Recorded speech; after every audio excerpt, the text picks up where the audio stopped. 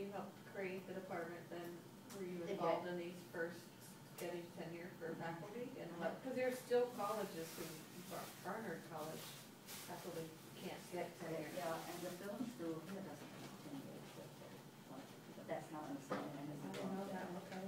Well, But did you make that, carve that path too for us? You had to. oh, yeah, we had to start out when, see, when I first came back, tenure was rather informal.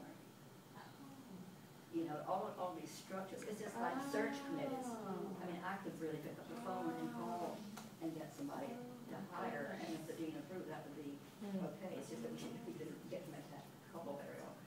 But the tenure thing was those many layers of committees that we have now for tenure. That started coming in, I think, more about the 70s, I would think. When I first started having to build folders for people. And now the tenure, this is throughout the country, by the way, the tenure processes are so complex now. And even when I came back from Texas, I didn't even ask when I would get tenure. I didn't even think about it. Now, one of the things that I've heard the various provosts say is that sometimes the first time a faculty member comes for an interview now, the first thing they ask is, what are the tenure? And you know, I don't blame them, they should. You should. What are the tenure rules and regulations? And you know what tenure is. Tenure simply means that you have, and that may be threatened too at times, but at our place, tenure means that you would have to do something really bad to get acquired. You know, you would have to do something that was immoral, or you would, you know, you're pretty safe. The danger about tenure, the people who want to do away with tenure, is that once you get somebody tenured, this is what they say, it never happened here. I mean, I don't think it ever happened here, that in our department, but that once you get tenure, they say, oh, good, now I can just relax and become dead wood. I do not know that that happened here. We've had other topics, but that has not been one of them. Dead wood has not been a problem. But now when a person comes, frequently the first thing they want to know is what they're going to have to do to get tenure. Well, that means that is their whole focus when they first come. That's not too good. No, and it's a lot of people. It's a lot of people out there. Even artists, as they switch over, are obsessed. They're obsessed with this track, and I don't know. I remember the department. I don't know. Tenure. I have no way. I'm surprised at at what it does to those I know who have gotten into it, and how it skews what they're doing and why to kind of get it down, to get it to somebody else, and you're like, I don't know, like. What? It becomes a raison d'etre, you know, why they're here, what they're being, and I don't think it's healthy at all, you know. That's one thing from the old days I wish we had. But you see, I mean, you can argue it around all sides because you can see how it's protective of the faculty member too. So, you know, it takes people on those committees who are both humane and perceptive. It's hard to read those photos. I mean, I've read so many photos for that and for awards, various like teaching awards and such, and if it's not your discipline, it's really easy to be beguiled by all these lists of publications and so forth if you really don't. I was talking to someone from another discipline, not an arts discipline, the other day, and I said, you know, I used to remember reading so-and-so's photo. I never understood why he wasn't awarded so-and-so, and this person was in that person's discipline. He said, because his research wasn't that good. But it looked wonderful. I mean, to me, yeah. Well, how are you? It's an hour, but the other 30-some% folks asked about the Lillian Smith Center, and I know that wasn't on our agenda. But they asked about how, if you could tell them. I will, and what I don't should do know is. the direct connection, and then what you're doing with that now. That'd be juicy icing if we could. Okay, I'll try to be not so dirty about this, but Lillian Smith was my aunt, and she was a great writer, but she was also a social activist, and she was very active in the civil rights movement. And she ran a camp for girls, which was a most remarkable place. And it was a place place where there's a huge emphasis on the arts. But also we did the other kinds of things, like riding and swimming and doing all that. But it's the first time I ever heard the name Martha Graham, and some of you have heard this story, so please just take a nap. But on Wednesdays and Saturday nights, we would have music on top of the mountain. And she would bring in records, and we would sit around on the ground, and she had a crank controller. And one time she put on Prokofiev, violin concerto, and she said, now you see what he's trying to do. I mean, this was very modern music at that time. See what he's trying to do. He's trying to do what Martha Graham is trying to do. And I thought, Martha Graham.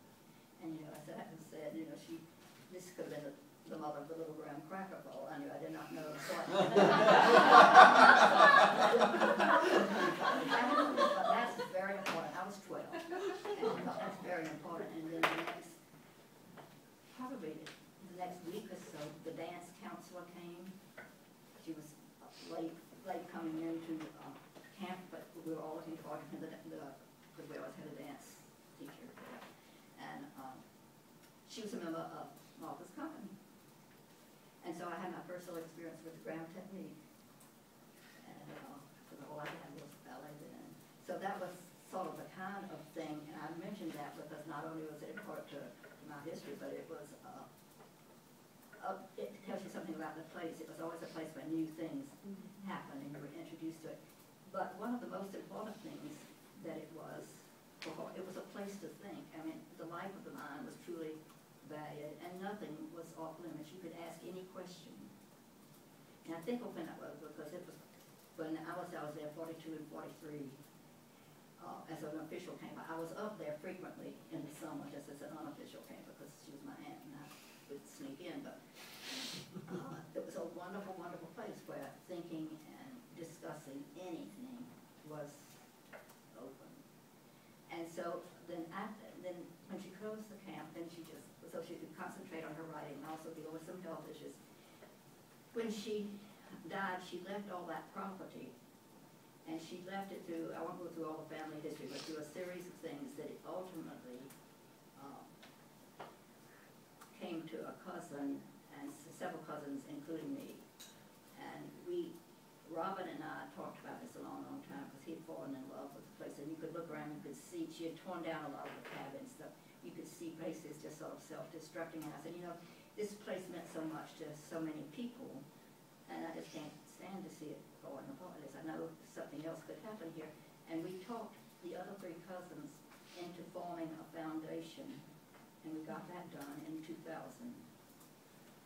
And that meant that nobody in the family could ever sell it. And I am telling you, that's prime property. I mean, up there in the North Carolinas and North Carolina, and people are building little totally inappropriate Swiss chalets up there. But so then what Robert and I have been doing now since then, it's the Lorenz Smith Center, and its emphasis is on the arts and on thinking. And we have now 4 residences that artists and they of any genre or scholars can come to. And they stay sometimes 1 week. We discourage 1 week because usually people go there for 1 week unless you have a specific thing you want to get done in 1 week. You get there by the time you relax and are ready to go, it's time to leave. So 2 weeks is the average, but we had someone say 9 weeks. We had last year someone say 5 weeks.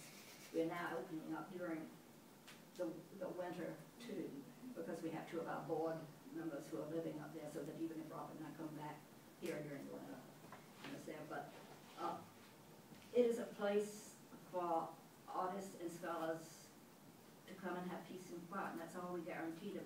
Their cottages are fully equipped with kitchens and bathrooms, and they're 5 minutes from a grocery store, so they can take care of themselves. At first, I cooked about every other night, because I'm trying to get it off to a good start, and Robert has put his foot down now, and now it's gotten down to about 2 times a week. But what happens is that, they work hard, and we invite them down to the common room for a glass of wine or ice cream or something, and then or some they say we'll have we've got some new residents coming, They're usually at the most about 5 people there in residence. But it keeps, and they all overlap, and, you know, because they're there for different times. And then we have, it is not mandated to have show and tell. I mean, they could come and never see anybody else if they want to. But last of it was really magical at times. When they would come down and meet in the common room, and one would say, I want to read this to you, or to all the group. So finally we just we started notifying people, so-and-so's going to show his work at such and such a time. So there are these times when it's really terrific down there. You see, one time I remember we had a glass maker and a print maker and 2 writers. And a musician. We started having musicians because people can compose now without having pianos, you know, as you very well know. And I always say, you know, I did so much of my prep work for doing choreography. I never had a studio first. I would do it up there and then come out. So I say, if there's any choreographer anywhere who can work the way I do, or who does work that way, then what we don't have is a big studio. That would be my next goal if we had that. We've started a relationship. I mean, the thing that we worry about, because Rob and I eventually will leave the planet, I guess, and you know, that seems to be the way it goes. We do everything pro bono. There are no salaries. And so what happens when we go, when we just run out of energy to do it? So we've tried several approaches to get people interested in us, and there are centers like this that are attached to a university or something. And so Piedmont College up there is going to be very interested in us, and they did a Maymester with us last summer, and they're doing it again this May, and they're talking about having special scholarship students there. And their provost is an artist. You know, just like fell into our laps, and they're only 20 minutes away. So we have hope that they will get more and more interested in us. But there are wonderful things that happened in the past there, and that will, I hope, continue to happen. Last year's Maymester, they did a whole thing. They had 3 faculty members. One was in creative writing, one was in religion, and one was in biology with emphasis on ecology.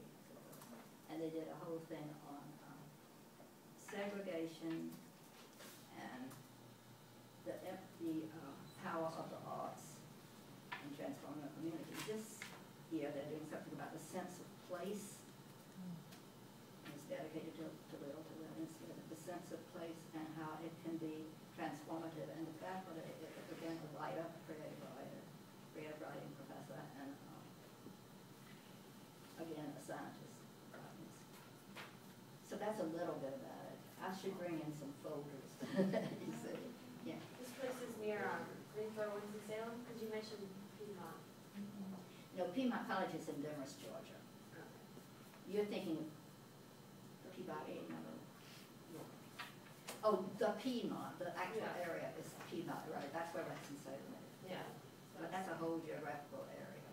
And this is called Piedmont College. Yes. I guess I'm thinking about Piedmont College possibly taking this over. Mm-hmm. I guess my concern would be if your initial purpose for the program, I mean, not could shift with it being in someone else's hands. That would be my concern too. You know, that would be our concern. It would take lots of negotiation. I'll tell you, we have talked with other possibilities, and it would not have worked. Mm-hmm. The provost here is so, it's not just because he's an artist, he's a musician, but the whole sensibility of the people at Piedmont. It's a very progressive liberal arts school. And their whole sensibility seems very, so far, and this is being tested, you know, this is just in our 2nd year of this relationship.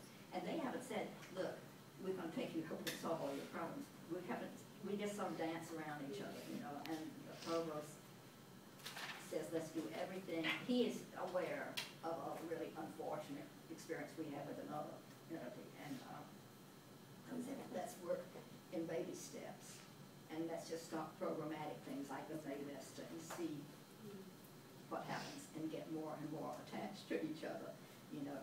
And he said that again about a month ago, and I said, well, that's just fine, James, but I'm 81, so don't worry too long.